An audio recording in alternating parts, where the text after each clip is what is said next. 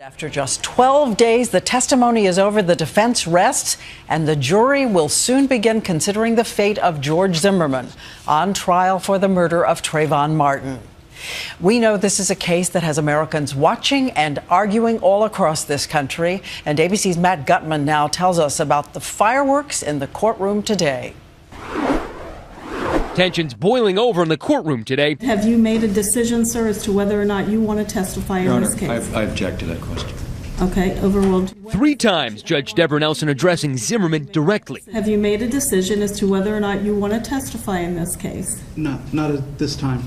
Her insistence to try to ensure that Zimmerman wasn't pressured not to testify. Finally, his answer. And what is your decision, sir?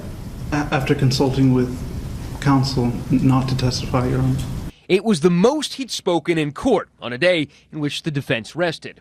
Earlier, the defense called law enforcement trainer Dennis Roop. The witness saying Zimmerman was by no stretch an athlete. Under cross-examination, the prosecution used a foam mannequin to simulate the struggle that night. Were you aware that the defendant described to his best friend that when he slid down, the defendant slid down, that Trayvon Martin was up around his armpits? Were you aware of that? No, I've not heard that. Curious, jurors and even the defense craning their necks to see. Where would the gun be now?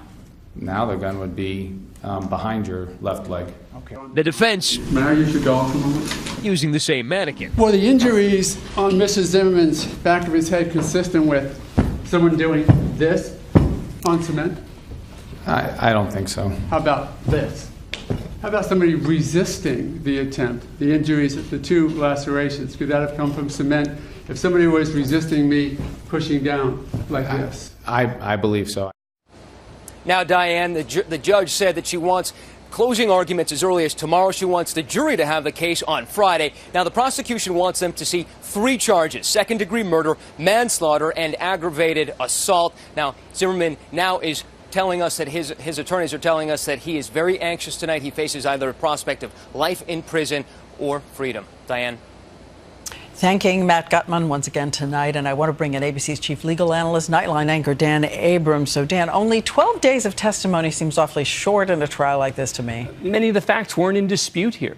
No one challenges the notion that George Zimmerman shot and killed Trayvon Martin. The question in this case was why and how, and that allows it to go a little quicker. So let's talk about closing arguments to come. You have been saying that the prosecution has an uphill battle here. Can they ever turn it around, really turn the whole thing around in a closing argument? Well, they certainly have to try, and they have to focus on the human aspect of this, that it's just wrong, that this shouldn't have happened. It didn't need to happen.